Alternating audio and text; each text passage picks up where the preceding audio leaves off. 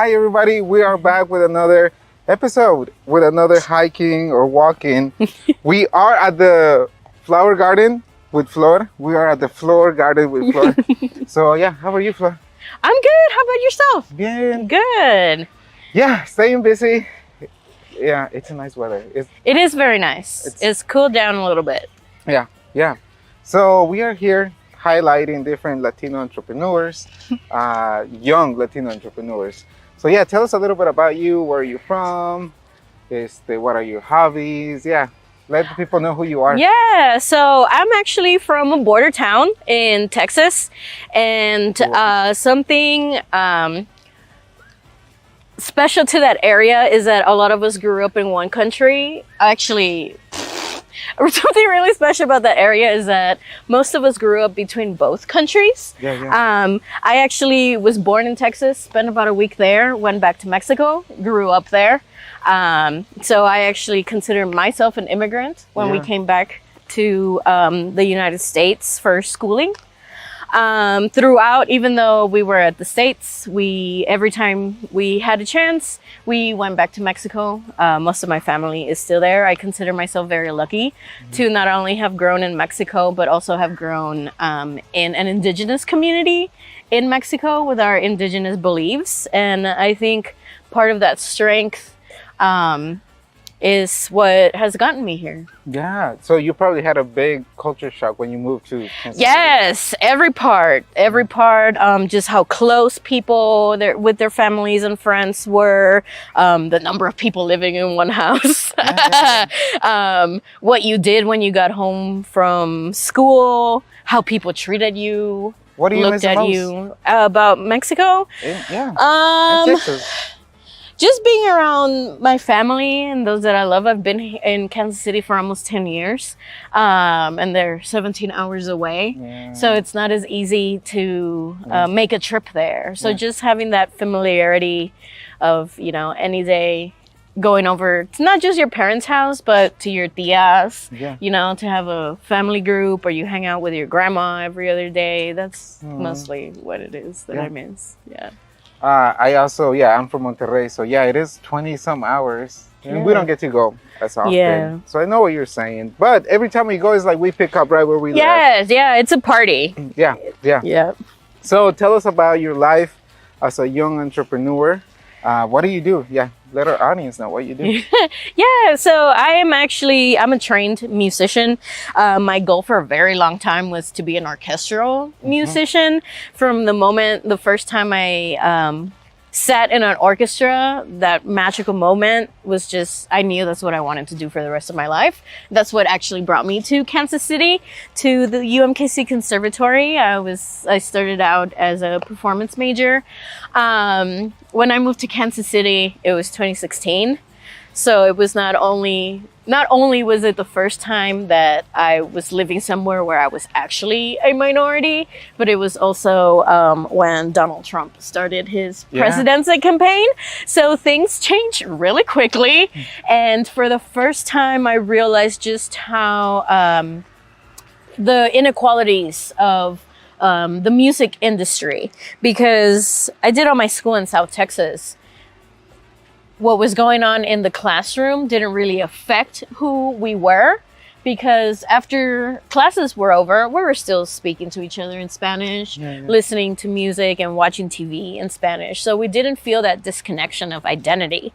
But when I got here to the Midwest, I really felt that shock of how my culture was lacking in what I was doing in studies.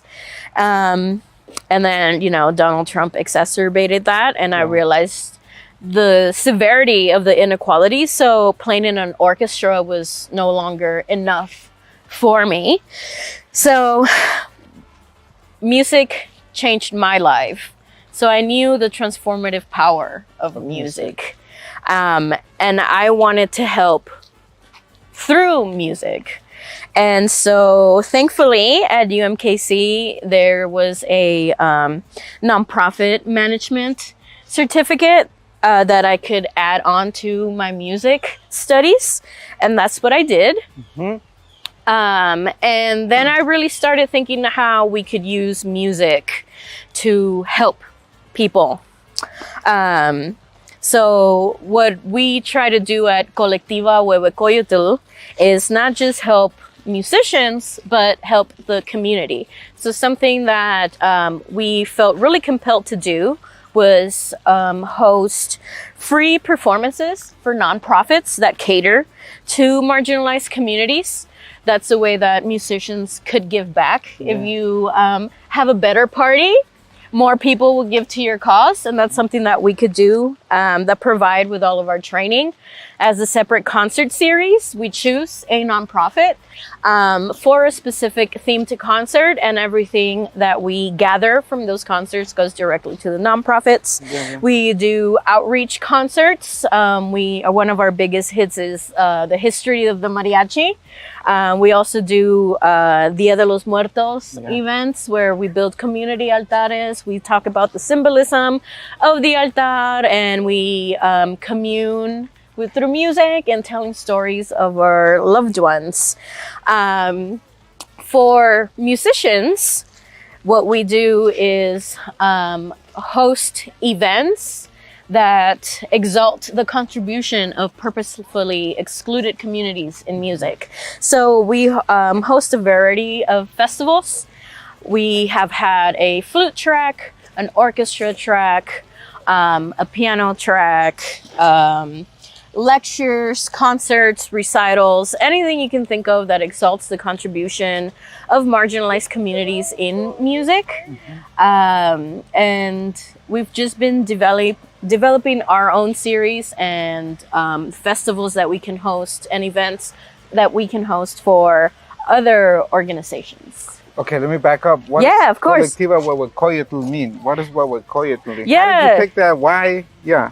So, one of the big differences from growing in South Texas opposed to growing here was that I didn't have such easy access to other Latinos in the community. And reaching out to the Multicultural Student Affairs Office with their Latino programs, mm-hmm. That's how you and I first met.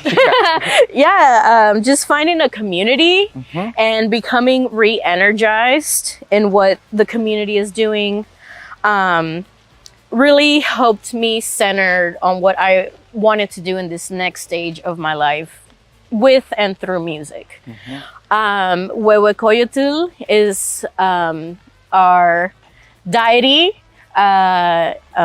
for music, dance, general parties. Yeah. He comes, he's always depicted with a drummer by his side. Is that an Aztec, a Maya, or? So here in the United States, they're referred to as Aztecs. We call ourselves Mexicas. Mm-hmm. So it's the Mexica god, for lack of a better word. We actually, in our language, we don't have a word for God. We just think of them as metaphorical representations of nature.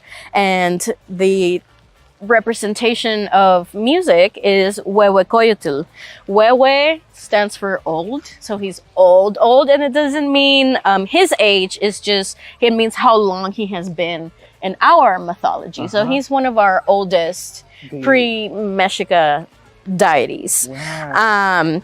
And because of that desperate need of my culture, I really wanted to exemplify that, and to whoever saw us or heard our name would immediately know, mm-hmm. what we are, who we are, what we stand for, and what we're trying to do. Yeah. So that's why we chose Huehuecoyotl.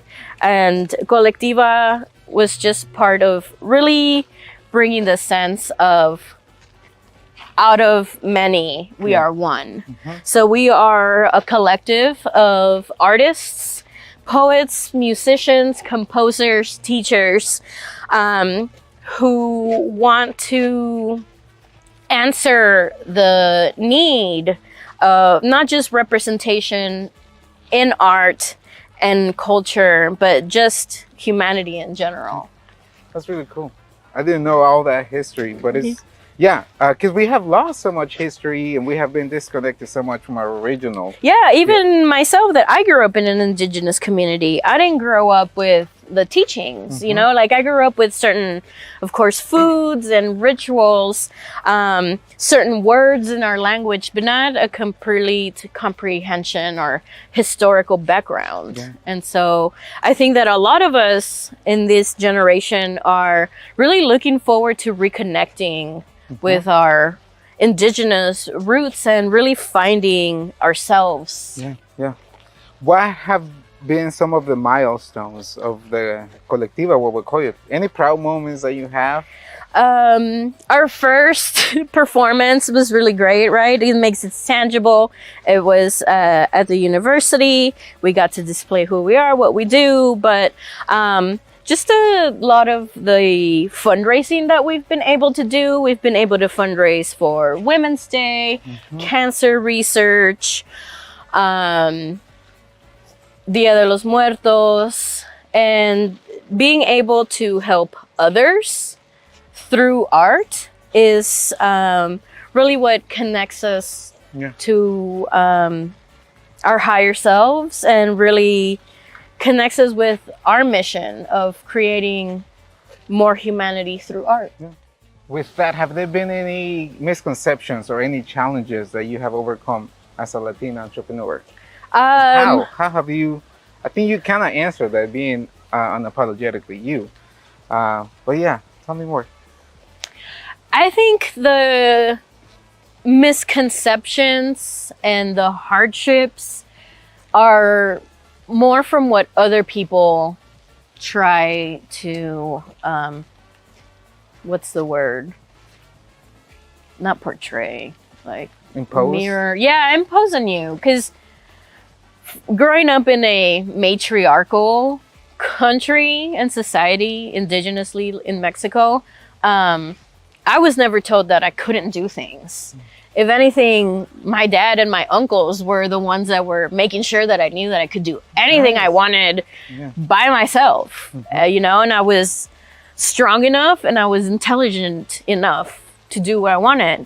And so that was actually one of those cultural shocks when I came to the United States, where that confidence was not liked.